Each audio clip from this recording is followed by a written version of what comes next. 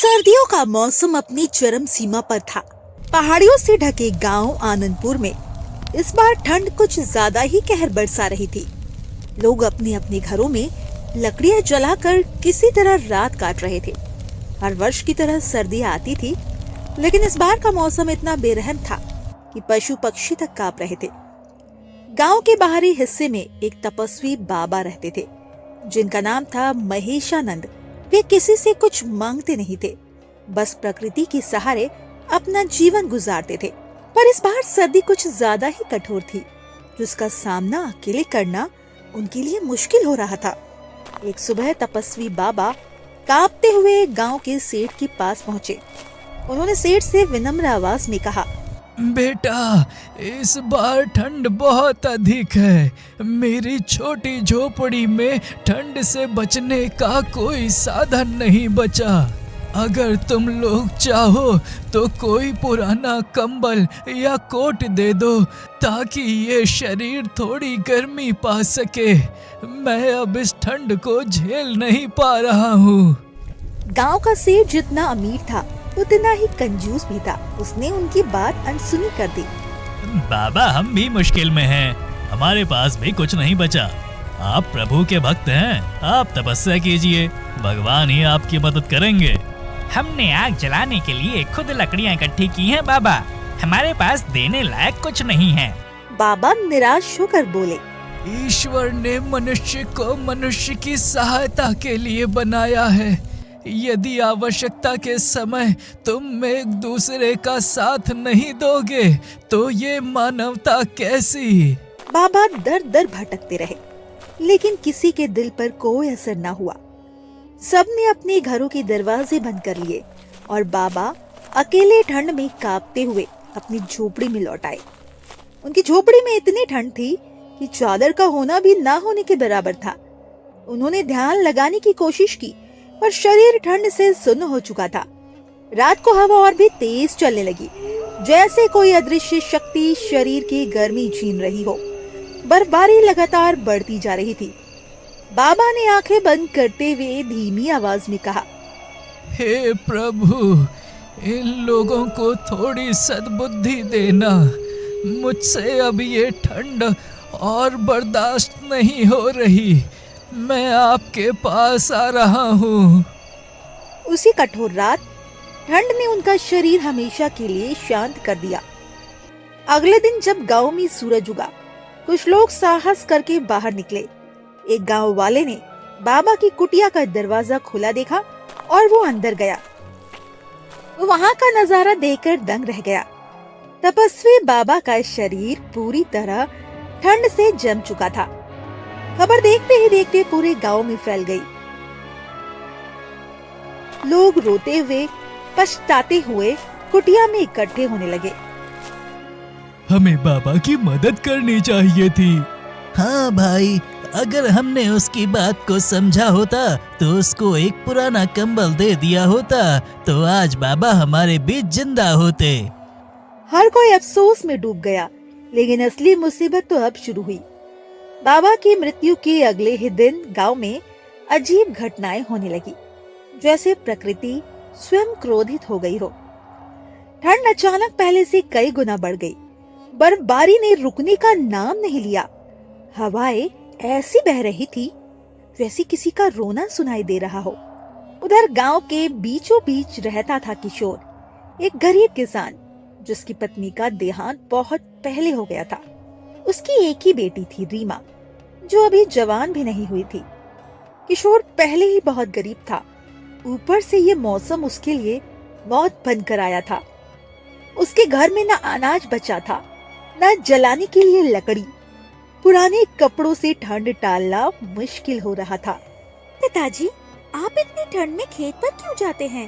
देखिए, आपका चेहरा लाल हो गया है, हाथ सुन्न हो रहे हैं। अगर आपको कुछ हो गया तो मेरा सहारा कौन बनेगा? बेटा, अगर खेत में काम नहीं करूँगा तो घर में राशन कैसे आएगा?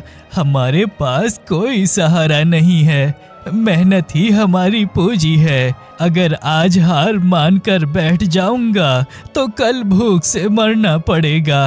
रीमा की आंखों में आंसू आ गए। पिताजी, क्या कोई हमारी मदद नहीं कर सकता? और कोई रास्ता नहीं है हमारे पास क्या? किशोर दुखी होकर बोलता है। आजकल हर कोई अपनी मुसीबतों में डूबा है बेटा। दूसरों से उम्मीद करने से अच्छा है कि इंसान खुद संघर्ष करे।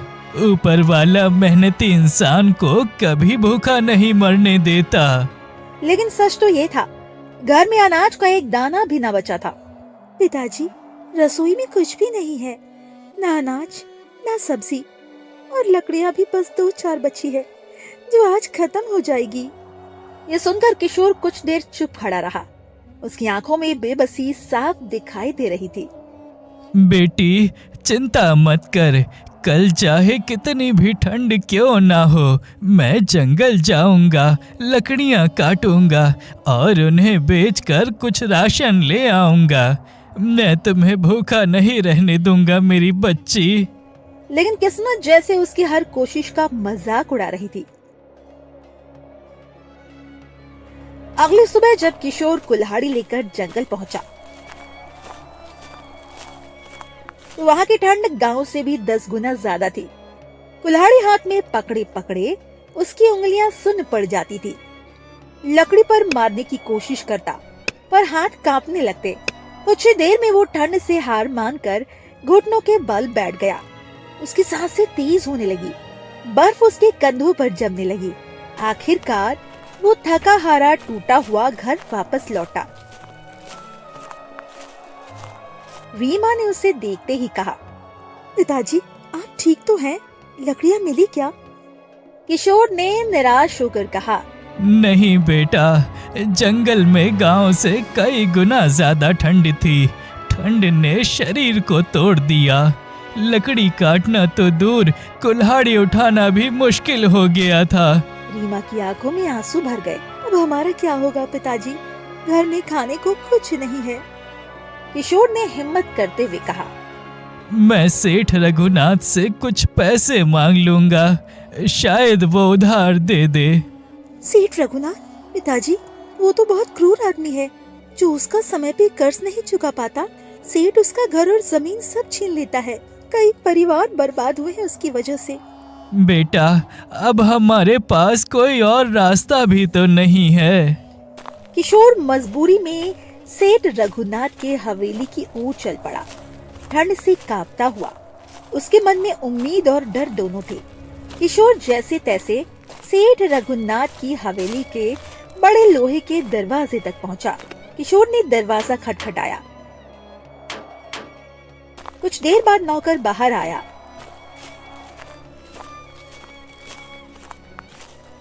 क्या है? सुबह सुबह क्यों परेशान कर रहा है?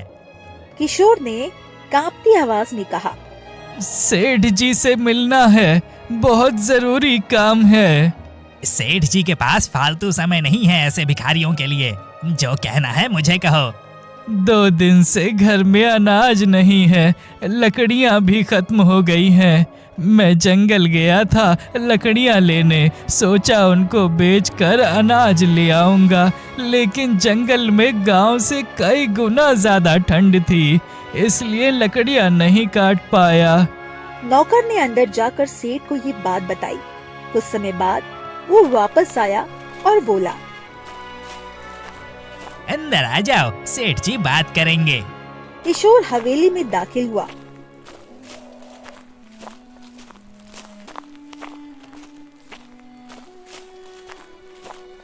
सेठ रघुनाथ एक बड़े सोफे पर बैठा था। वो किशोर को देखकर बोला, हाँ बोलो, क्या चाहिए? अरे जल्दी बताओ, मेरे पास तुम जैसे गरीबों के लिए समय नहीं है। किशोर ने विनम्र स्वर में कहा, सेठ जी, मेरी बेटी और मैं दोनों ठंड से परेशान हैं। घर में खाना नहीं है। कुछ पैसे या थोड़ा अनाज मिल जाता तो आपकी बड़ी कृपा होती। मैं आपका ऋण जल्दी ही चुका दूंगा। सेठ ने मुस्कुराते हुए पूछा, तुम्हारी बेटी कितनी उम्र की है? तो किशोर को सवाल अजीब लगा। सेठ जी, मेरी बेटी बस 14 वर्ष की है। अच्छा तो सुन, मैं तुझे 500 रुपए दूंगा और 1 बोरी अनाज, लेकिन बदले में एक काम करना होगा। कैसा काम सेठ जी, मुझे बताइए, मैं सब कर लूंगा। तुम्हारी बेटी को मेरी नौकरानी की मदद करनी होगी, बस खाना पकाना, झाड़ू पोछा और कुछ छोटे मोटे कामों में। किशोर का दिल थोड़ा डगमगाया। लेकिन सेठ जी, रीमा अभी बच्ची है, इतनी ठंड में। सेठ ने बीच में ही कहा। नहीं तो जाओ, मुझे और भी लोग मिल जाएंगे काम करवाने को। भीख मांगने आए हो तो शर्त मेरी चलेगी, ना कि तुम्हारी।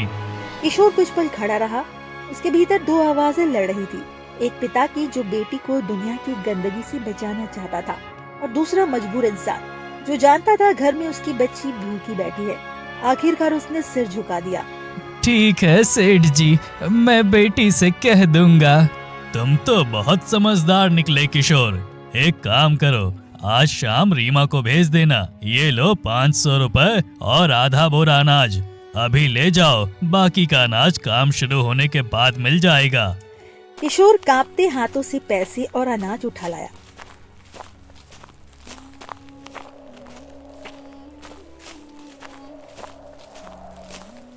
घर पहुंचने पर रीमा ने पूछा, पिताजी अनाज कहाँ से मिला? कहीं आपने किसी से उधार तो नहीं लिया? किशोर ने चुपचाप बोरा जमीन पर रख दी और बैठ गया। उसकी आंखों में शर्म और मजबूरी दोनों थी। रीमा ने दोबारा पूछा, पिताजी बताइए ना। किशोर की आंखों से आंसू गिर पड़े। बेटा, मैंने ये पैसे और अनाज सेठ रघुनाथ से लिए हैं। रीमा घबरा गई। पिताजी, आपने उनसे क्यों मांगा? वे बहुत बुरे आदमी है। क्या शर्त रखी है उन्होंने आपसे? उन्होंने कहा, आज शाम से तुम उसके घर जाकर काम करना शुरू कर दो। बस कुछ दिनों का काम है, खाना बनाना, झाड़ू पोछा। रीमा के चेहरे से जैसे खून सींच लिया गया हो। उसने धीरे से पूछा, पिताजी आपने मेरी इज्जत दांव पर लगा दी। किशोर ससकते हुए बोला, बेटा मैं मजबूर था, घर में कुछ नहीं था। मुझे डर था कि कहीं तुम भूख से बीमार ना पड़ जाओ। मेरे पास और कोई रास्ता नहीं था मेरी बच्ची, मुझे माफ कर दे। रीमा रोते हुए जमीन पर बैठ गई। पिताजी मैं आपके लिए सब करूंगी, लेकिन सेठ एक गंदी नियत वाला आदमी है और वहाँ मैं बिल्कुल अकेली रहूंगी। मैंने जो किया मजबूरी में किया। अगर तुम नहीं जाना चाहती तो मैं मना कर दूंगा, चाहे हम दोनों भूखे मर जाएं। नहीं पिताजी, मैं जाऊंगी, आपके लिए जाऊंगी, हमारे घर के लिए जाऊंगी। लेकिन उसके दिल में एक डर चुभ रहा था, एक अनजाना काला डर। उधर दूसरी तरफ गांव में कड़कती ठंड और बढ़ती जा रही थी। हर दिन एक नई मौत की खबर आने लगी। कई बच्चे ठंड से बीमार होकर मर रहे थे, पशु बर्फ में जमे मिल रहे थे। ठंड अब इंसानों की हिम्मत को चीरने लगी थी। लोग अब दबी आवाज में एक ही बात कह रहे थे, तपस्वी बाबा की आत्मा नाराज है। कहानी अब करवट लेने वाली थी। शाम धीरे धीरे उतर रही थी। आसमान पर अंधेरा, धरती पर बर्फ और हवा में ऐसी ठंड जो हड्डियों तक चुभ जाए। बेटा, अगर कुछ भी गलत लगे बस भागकर घर आ जाना, सेठ जैसा भी हो, पर मैं तुम्हें किसी भी कीमत पर चोट नहीं पहुंचने दूंगा। पिताजी आप चिंता मत करिए, मैं सिर्फ काम करूंगी और लौट आऊंगी, मुझे कुछ नहीं होगा। लेकिन उसके चेहरे पर जो डर था उसे वो खुद भी छिपा नहीं पा रही थी। रीमा जैसे ही हवेली के बाहर पहुंची, उसके पैरों ने खुद ब खुद रफ्तार धीमी कर ली। उसे हवेली दूर से ही एक डरावनी साई की तरह दिख रही थी। ऊंची दीवारें, बड़ी लकड़ी के दरवाजे और अजीब सी खामोशी। अंदर कदम रखते ही हवेली की गर्मी ने उसे कुछ राहत दी, लेकिन उसकी सांसें अब भी डर से थरथरा रही थी। एक बूढ़ी नौकरानी पास आई और बोली, क्या तुम ही किशोर की बेटी हो? रीमा ने सिर हिलाया। नौकरानी ने उसे ऊपर नीचे देखा और फिर बोली, चलो बहुत काम है बेटा। रीमा उसके पीछे पीछे चल दी। वो हवेली के एक बड़े से कमरे में उसे ले गई, जहाँ सेठ रघुनाथ शराब पी रहा था। सेठ ने उसे देखते ही अपनी नजर धीमे धीमे उसके चेहरे से पैरों तक घुमाई। एक ऐसी नजर जिसने रीमा को भीतर तक कांपने पर मजबूर कर दिया। आ गई तुम, बहुत अच्छा। अब से तुम मेरी हवेली में काम करोगी। रीमा शांत खड़ी रही। सेठ ने नौकरानी की तरफ देखा और बोला, इसे काम समझा देना, और हाँ, अगर कोई काम को मना करे तो मुझे बताना। नौकरानी ने सिर हिलाया और रीमा को रसोई में ले जाने लगी। रसोई पहले से ही गर्म थी, चूल्हे पर बर्तन चढ़े थे। नौकरानी ने बिना भाव के कहा, सब कुछ साफ करो, बर्तन धो, सब्जियां काटो, खाना बनाओ। तेरी उम्र की लड़कियां यहाँ सालों से काम कर रही है, तू भी आदत डाल ले।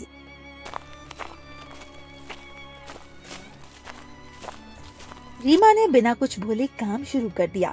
घंटों वो चूल्हे के सामने खड़ी रही, आंखों में धुआं भर गया, हाथों में जलन, लेकिन मन सबसे ज्यादा उससे डरा हुआ था जो ऊपर बैठा शराब पी रहा था। जब वो आखिर थक कर एक कोने में बैठी तो नौकरानी फिर आई और बोली, चल, तुझे सेठ जी ने बुलाया है। रीमा का दिल जोर से धड़कने लगा, उसके कदम लड़खड़ाए, हर कदम के साथ उसका डर बढ़ता जा रहा था। सेठ के कमरे में मोमबत्तियों की हल्की रोशनी फैली थी। रीमा अंदर आई तो उसने मुस्कुराकर कहा, आओ रीमा, तुमने इतना अच्छा काम किया है आज, थोड़ा बैठो। मैं नीचे जाकर बाकी काम कर लूं, मुझे देर हो जाएगी। इतनी भी क्या जल्दी है, मैंने तुम्हें सिर्फ काम के लिए थोड़े रखा है। ये सुनकर रीमा के हाथ कांपने लगे। उसने एक कदम पीछे लिया। सेठ आगे बढ़ा, एक धीमी मगर खतरनाक मुस्कान के साथ, तुम्हारे पिताजी ने जो उधार लिया है उसका कर्ज तुम्हें धीरे धीरे उतारना होगा, समझी? रीमा का दिल डूब गया। उसे समझ आ गया, सेठ की नजर सिर्फ मजदूरी पर नहीं है, उसके शरीर की तरफ है। उसकी आंखें भर आई, वो कांपते स्वर में बोली, सेठ जी, कृपया मुझे जाने दीजिए, मैं यहाँ सिर्फ काम करने आई हूँ। सेठ ने हाथ बढ़ाकर उसका कंधा पकड़ना चाहा, लेकिन तभी हवेली की सारी दीवारों में गूंजती एक भयावह चीख सुनाई दी। ऐसी चीख जैसे कोई आत्मा अपने क्रोध से धरती फाड़ दे। सेठ वहीं रुक गया। मोमबत्तियों की लौ अचानक बुझने लगी, खिड़कियों की शीशे कांपने लगे, हवा में एक अजीब ठंडी लहर दौड़ी, जैसे मौत खुद कमरे में उतर आई हो। सेठ लड़खड़ा गया और बोला, ये क्या था? रीमा कांपते हुए बोली, कोई बाहर है। लेकिन सच कहीं ज्यादा डरावना था। यह आवाज इंसान की नहीं थी। पूरा गांव जानता था तपस्वी बाबा की आत्मा अब शांत नहीं है और आज रात उसका पहला प्रहार आने वाला था। हवेली में पहली वो दहाड़ती हुई चीख अभी भी दीवारों में गूंज रही थी। मोमबत्तियों की लौ एक एक कर बुझ चुकी थी। पूरा कमरा अंधेरे में डूब गया था। कौन है वहाँ? ये मेरी हवेली है, बाहर निकलो। लेकिन आवाज उतनी ही खोखली थी जितनी उसकी आत्मा बचपन से अब तक रही थी। अचानक खिड़की अपने आप जोर से खुली। बर्फीली हवा ऐसी अंदर घुसी जैसे किसी ने दरवाजा नहीं, मौत का रास्ता खोला हो। सारी मोमबत्तियां बुझ चुकी थी। रीमा ने कांपते हुए देखा, रोशनी के बीचों बीच एक धुंधली आकृति खड़ी थी। चेहरा पहचान में नहीं आता था, लेकिन शांति और क्रोध दोनों एक साथ उसके आसपास थिरक रहे थे। सेठ गरज कर बोला, दिखाई नहीं देता है, मैं यहाँ का मालिक हूँ, ये सब बंद करो। रीमा रोती आवाज में बोली, काका, कृपया हमें नुकसान मत पहुँचाना, मैं किसी का बुरा नहीं चाहती। उस ठंडी हवा में एक आवाज गूंजी, धीमी, कोमल लेकिन बेहद दर्द भरी, बेटी डर मत। ये आवाज इंसानी नहीं थी, बल्कि जैसे कोई वर्षों बाद अपनी संतान से मिला हो। रीमा ने घबरा कर अपना सिर उठाया। आवाज ने फिर कहा, तुम्हारा दिल साफ है, तुम्हारे दुख को मैं देख चुका हूँ। रीमा ने कांपते हुए पूछा, काका, कौन है आप? धुंध की वो आकृति धीरे धीरे एक रूप लेने लगी। हवा में एक करुण पवित्र भावना फैल गई। ये कोई और नहीं, तपस्वी बाबा की आत्मा थी। उनकी आंखों में वही दया, वही शांति, लेकिन साथ ही एक गहरा क्रोध भी था जो गांव की उपेक्षा और सेठ के पापों से जन्मा था। उन्होंने रीमा की ओर हाथ बढ़ाया। पहली बार थोड़ी गर्मी और सुरक्षा उतर आई, लेकिन बाबा की नजर जैसे ही सेठ पर गई, कमरा एकदम ठंडा पड़ गया। सेठ चिल्लाया, दूर रहो, मैंने कुछ नहीं किया। झूठ मत बोल रघुनाथ, तुम वर्षों से गरीबों का खून पीते आए हो और अब एक मासूम लड़की पर बुरी नजर। तुम्हारी हवेली की दीवारें भी तुम्हारे पापों को चिल्लाकर बताती हैं। सेठ घुटनों के बल गिर गया। मुझे छोड़ दो बाबा, मैं बदल जाऊंगा, कसम खाता हूँ। मनुष्य को बदलने का मौका जीवित रहते दिया जाता है। मौत के डर में किया गया वादा स्वीकार नहीं होता। इतना कहते ही कमरे की ठंड दोगुनी हो गई। सेठ की सांसें अटकने लगी, उसके हाथ नीले होने लगे। नहीं, ऐसा मत कीजिए, कृपया उसे मत मारिए। बाबा ने रीमा की ओर देखा। बेटी, तुम दयालु हो, लेकिन ये अन्याय से भरी दुनिया दयालु लोगों से ही उम्मीद करती है कि वो सब सह लें। आज मैं अन्याय को दंड देकर जाऊंगा। हवा में ऐसी सर्दी फैल गई कि कमरे के अंदर रखे फूल तक जम गए। मुझे माफ कर दो, मैं कभी किसी गरीब को नहीं सताऊंगा, मैं कसम खाता हूँ। बाबा की आवाज और भारी हो गई। आज नहीं, अब तुम्हारे पापों का घड़ा भर चुका है। और उसी पल पूरा कमरा बर्फीली धुंध से भर गया। सेठ की चीखें हवेली की दीवारों से टकराकर बाहर गांव तक पहुंची। और जब धुंध छटी, रीमा ने देखा सेठ जमीन पर पड़ा था। शरीर बर्फ जैसा ठंडा, आंखें खोली रह गई थी। वो मर चुका था। बाबा, अब क्या होगा? गांव की ठंड और भूखमरी कब खत्म होगी? बेटी, तूने अपने पिता का सम्मान बचाया, अब ये गांव सजा से मुक्त होगा। इतना कहकर बाबा की आत्मा धीरे धीरे चमकती हुई रोशनी में बदल गई और रात के अंधेरे में विलीन हो गई। रीमा जमीन पर गिर गई, थकी हुई, डर से कांपती हुई, पर सुरक्षित। अगले सुबह गांव में एक चमत्कार हुआ। ठंड अचानक कम होने लगी, बर्फबारी रुक गई। सूरज पहली बार कई दिनों बाद चमक उठा। लोगों ने ये खबर सुनी कि सेठ की हवेली में एक अजीब घटना हुई और वो ठंड से जमकर मर गया। लोग समझ गए कि बाबा की आत्मा ने न्याय किया है। गांव वाले तपस्वी बाबा की कुटिया पर फूल चढ़ाने आए। हर किसी के सिर पर शर्म थी और मन में पश्चाताप। धीरे धीरे गांव में सब सामान्य होने लगा। किशोर और रीमा भी सुरक्षित थे। रीमा की बहादुरी ने उसे एक नई पहचान दी और बाबा की आत्मा ने साबित कर दिया कि जब दुनिया चुप रहती है, तब न्याय प्रकृति खुद ही करती है।